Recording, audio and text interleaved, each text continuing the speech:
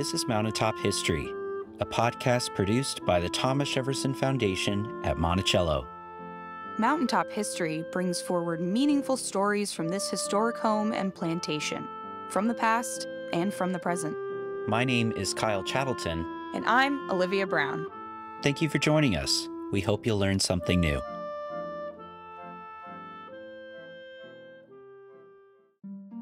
Visitors who travel to Monticello are often surprised by what they find inside the house of Thomas Jefferson. In particular, the very first room that they get to see, the entrance hall, is filled with things most people don't have in their own homes today. A gigantic clock flanking the doorway, American Indian artifacts on the wall, moose and elk antlers, maps of different continents, and fossils. Lots of fossils. In fact, we get a sense from historical documents that Jefferson's entrance hall was filled with fossilized specimens, many of them belonging to the now extinct prehistoric American mastodon. Today, we have a few of these mastodon fossils on display. Now, from my earlier description, it's not entirely out of the question to imagine that Jefferson created a private museum in the entrance hall with all of these different objects.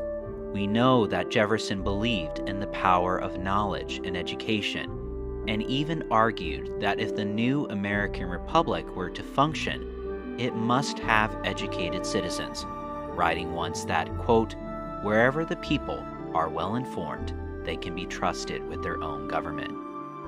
These mastodon fossils and other curiosities in Jefferson's entrance hall, then, seemed to be Jefferson's way of sharing knowledge with his visitors. Jefferson's letters and other historical documents also imply that he believed some of these objects could create a sense of national pride among his American visitors.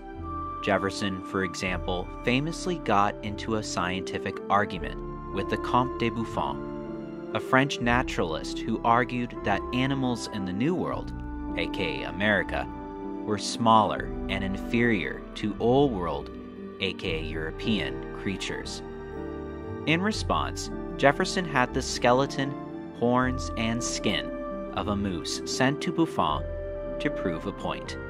One might imagine, then, that these mastodon fossils in Jefferson's home, clearly belonging to a massive creature, might give Jefferson's visitors an idea of what it means to be from America.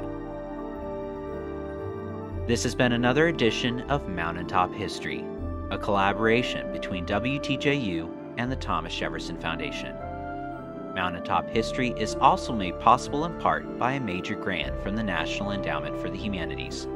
To learn more and to plan your next visit, go to monticello.org.